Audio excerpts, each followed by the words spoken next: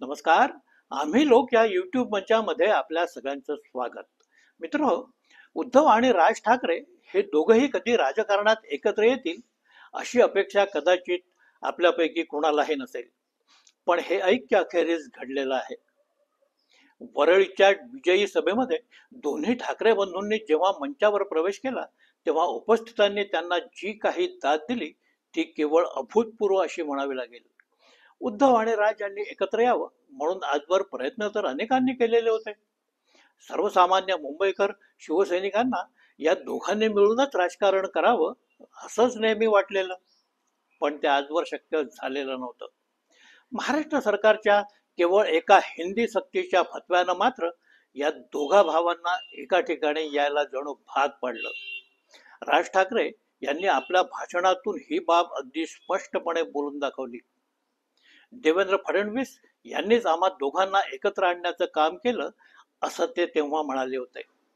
त्यांचं म्हणणं हे अगदी तंतोतंत खरं. जर हा हिंदीचा मुद्दा उपस्थित झाला नसता तर आजही उद्धव ठाकरे यांची शिवसेना आणि राज यांच्या मनसेनं आगामी निवडणुका स्वबळावर लढवलेल्या असता यात कुठलाही संशय नाही. काही लोकांचं म्हणणं असं की सध्याच्या राजकीय परिस्थितीत शिवसेना असो की मनसे या दोन्ही पक्षांना महापालिकेच्या दृष्टिकोनातून एकत्र येण्याशिवाय पर्याय नव्हता. कदाचित दोन्ही बाजूंनी एकत्र येण्यासाठी कारण शोधली जात असतील, पण ध्यानीमनी नसताना हिंदीचा मुद्दा पुढ्यात आला आणि हे एकत्रीकरण अगदी सहजपणे होऊन गेलं. ते काहीही असलं तरी एक बाब मात्र अतिशय स्पष्ट आहे. मुंबईकरांना शिवसेना हवी आहे. शिवसेना म्हणजे जणू त्यांच्या जीवनाचा प्राण आहे, आधार आहे. त्यांची दैनंदिन जीवनातली गरज आहे. वरळी डोम इथल्या कार्यक्रमाच्या निमित्तानं सर्वसामान्य मुंबईकरांच्या उत्साहाला जे उधाण आलेलं आपण पाहिलं त्याचं कारण हेच की तिथल्या लोकांना सेना हवी आहे आणि जी हवी आहे ती तिच्या मूळ राकट आणि रांगड्या स्वरूपातली. त्यांना शिवसेना हवी आहे ती अडचणीत सापडलेल्या सामान्य लोकांच्या मदतीला धावून जाणारी. मित्र, खर तर मुंबई उभी झाली ती मराठी माणसांचे अथक परिश्रम आणि कष्टांच्या श्रमांवर. होय, ही बाब तर खरीच आहे की जेव्हा मुंबईसारखे विशालकाय महानगर उभी राहतात तेव्हा त्या साऱ्या विकास प्रक्रियेमध्ये योगदान हे अनेकांचं असू शकतं. तसंच मुंबईबद्दलही आपल्याला म्हणता येईल. पण या साऱ्या प्रक्रियेचा चेहरा मात्र कष्टकरी मराठी माणसाचा होता.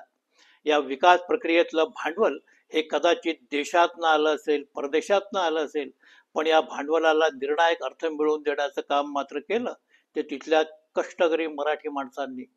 गिरणगावात चालणाऱ्या गिरण्या असोत की अहोरात्र धावणारी मुंबईची लोकल असो, साऱ्या मुंबईत मराठी माणसाचा डंका जुन्या काळात वाजून होता. उद्योगांचं झपाट्यानं आधुनिकीकरण झालं, कामगार संख्या घटली, व्यापाराला अर्थातच महत्व आलं आणि मराठी माणसाचा आवाज मुंबईतून क्षीण व्हायला सुरुवात झाली. देशभरातून आणि खास करून उत्तर भारतातले लोंढेच्या लोंढे मुंबईत यायला लागले तसा मराठी माणूस हा मुंबईतून दूर फेकला गेला. म्हणूनच मग मराठी माणसाचा आवाज अधिक बुलंद करण्याची गरज भासायला लागली. आज मुंबईचं राजकारण हे पूर्णपणे भाजपा, धार्जिण्या, व्यापार आणि भांडवली उद्योगांनी गिळंकृत केल्याचं चित्र आपल्या समोर आहे. साऱ्या देशाचं अर्थकारण आपल्या घशात घालणारे गुजराती आणि उत्तर प्रदेश, बिहारमधून येणारा मजूर वर्ग यांचंच वर्चस्व इथे स्थापन होतं की काय अशी परिस्थिती आजच्या मुंबईत जणू निर्माण झालेली आहे. या सगळ्या पार्श्वभूमीवर उद्धव आणि राज यांच्या एकत्र येण्याच्या घटनेकडे आपल्याला पाहावं लागेल.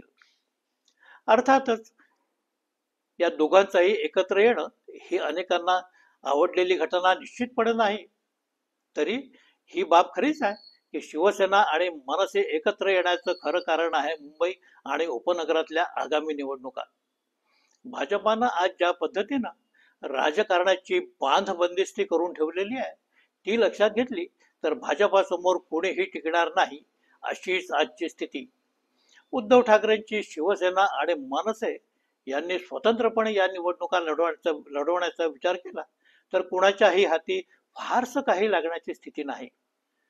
पण आता एकत्र आल्यानंतर मात्र या स्थितीत मोठेच बदल होणं अपेक्षित आहे. कारण मुंबईतल्या अनेक मतदारसंघात मनसेला मतदान करणारा एक निश्चित वर्ग हा आहे. उद्धव यांच्या सेनेला मानणारा तर मोठा मतदार तिथं आहे. त्यामुळे हे दोघेही तिथं एकत्र आले तर भाजपाची सारी गणितं उधळली जाण्याची शक्यता आहे. कारण भाजपा स्वतः आपल्या हिंदी भाषक मतपेढीवर आज पूर्णपणे विसंबून आहे. हिंदी गुजराती पट्ट्यातल्या जागा आज भाजपासाठी पूर्णपणे सुरक्षित बनलेल्या आहेत. मराठी भाषक मतदारांच्या संदर्भात आज भाजपाची सारी मदार आहे ती केवळ एकनाथ शिंदे यांच्या शिवसेनेवर. पण हिंदी मराठीच्या या साऱ्या गदारोळात खरी पंचायत झाली आहे ती शिंदे यांची. म्हणूनच शिंदे गटाच्या लोकांनी दोघा ठाकरे बंधूंच्या एकत्र येण्यावर चांगलीच जोरदार टीका चालवलेली आहे. राज ठाकरे जर उद्धव यांच्या सोबतीनं महापालिकेच्या मैदानात उतरले तर शिंदे सेनेनं केवळ सत्तेच्या भरोशावर आजवर टिकून ठेवलेलं आपलं अस्तित्व धोक्यात येऊ शकेल हे त्यांना कळून चुकलेलं आहे. म्हणूनच विजयी मेळावा झाल्यानंतर शिंदे सेनेचे लोक उद्धव आणि राज यांच्यावर पहा कसे तुटून पडलेले आहेत. शिंदे यांची सेना उद्धव आणि राज यांच्या संयुक्त वादळी प्रचारापुढे तग धरू शकणार नाही हे जणू या लोकांनी आता ओळखलेलं आहे. या संदर्भात शिंदे गटाचे प्रताप सरनाईक, संजय शिरसाट आणि संजय गायकवाड यांनी व्यक्त केलेल्या प्रतिक्रिया या अतिशय बोलक्या आहेत. ठाकरे बंधूंना मराठीशी काही घेणं देणं नाही. त्यांच्या नजरा केवळ महापालिकेच्या तिजोरीवर आहेत असं त्यांचं आता म्हणणं आहे.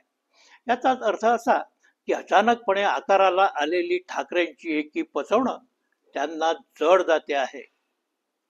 एकनाथ शिंदे यांच्या सेनेची ही प्रतिक्रिया अतिशय बोलकी आहे. पण देवेंद्र फडणवीस यांचा तर या संदर्भात चांगला जळफळाट झाल्याचं दिसत आहे. खरं तर आज देवेंद्र फडणवीस यांच्याकडे सत्ता आहे. पक्षानं साऱ्या केंद्रीय यंत्रणा वापरून त्यांना सत्तारूढ केलेलं आहे. आज उत्तर प्रदेशातल्या योगीनंतर भाजपाचे सर्वात शक्तिशाली मुख्यमंत्री म्हणून त्यांच्याकडे पाहिलं जातं. असं असताना त्यांनी आता विरोधकांबद्दल थोडस उदारपणे बोलायला तरी हरकत नाही. तसं बोललं तर आजच्या राजकारणात कुठलाच फरक पडणार नाही. पण जणू उद्धव ठाकरे आणि फडणवीस यांचं वैयक्तिक वैर आहे अशा प्रकारची त्यांची जळजळीत प्रतिक्रिया आली आहे. उद्धव यांचं विजय मेळाव्यातलं भाषण म्हणजे एखाद्या रुदालीचं भाषण असावं असं ते बोललेले आहेत. ही भाषा महाराष्ट्राच्या शक्तिमान भाजपाई मुख्यमंत्र्याला शोभणारी नाही. उद्धव ठाकरे यांचं सरकार फडणवीसांनी गुवाहाटीचा कट रचून पाडलं ही वस्तुस्थिती आहे.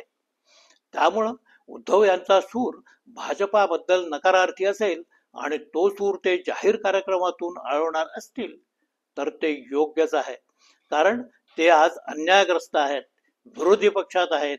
विजयी मेळावा हा हिंदी विरुद्धच्या मराठी विजयाचा असला तरी त्यात राजकारण असू नये ही फडणवीसांची अपेक्षा असेल तर ते बाळबोधपणाचंच लक्षण मानावं लागेल. फडणवीस जर कुठल्याही मठ मंदिराच्या आवारातून राजकीय विधानं करत असतील तर विरोधकांना पुढे बोल लावण्याचा त्यांना कुठलाही अधिकार नाही. मित्र, उद्धव आणि राज हे दोघंही आज एकत्र आले आहेत. यापुढे त्यांचे संबंध कितपत घनिष्ठ होतात हे आपल्याला पाहावं लागेल. पण त्यांना संयुक्तपणे अजूनही मोठा पल्ला गाठायचा आहे. आज मराठीच्या मुद्द्यावरून ते एकत्र आहेत, पण राजकारणाचं काय होणार हे अजूनही तितकंसं स्पष्ट झालेलं नाही. राज यांनी पुढे जे होईल ते होईल, पण मराठीच्या मुद्द्यावर कुठलीही तडजोड नाही असं आपल्या भाषणात म्हटलेलं होतं. तर उद्धव यांनी मात्र आपण पुन्हा दूर जाण्यासाठी एकत्र आलेलो नाही हे पूर्णपणे स्पष्ट केलेलं आहे. पण राजकारणात जेव्हा प्रत्यक्ष जागा वाटपाची वेळ येईल तेव्हा हे दोन्ही पक्ष किती समजूतदारीनं घेतात यावर या एकीचं भवितव्य अवलंबून आहे. एक बाब मात्र खरी की या दोघांच्याही एकत्र येण्यानं मुंबईच्या राजकारणात खळबळ उडून दिली आहे. मुंबईकर मराठी माणसाच्या आशा पल्लवित झाल्या आहेत. एकत्रित शिवसेनेचं जुनं वैभव जणू आता परत आलेलं आहे अशीच काहीशी भावना आज मुंबईकर मराठी माणसांची आहे. दोघा ठाकरे बंधूंनी ही जनभावना लक्षात घेऊन पुढली रणनीती ही आखली पाहिजे, असंच आजच्या घडीला कुणालाही वाटेल. म्हणूनच आज झालेली ठाकरे बंधूंची ही एकी अधिक टिकाऊ असणं हे महत्वाचं आहे. मित्र, हा व्हिडिओ इथेच संपवतो आहे. व्हिडिओ कसा वाटला ते कमेंटमध्ये सांगा. लाईक करा, शेअर करा, सबस्क्राईब करा ही विनंती. नमस्कार.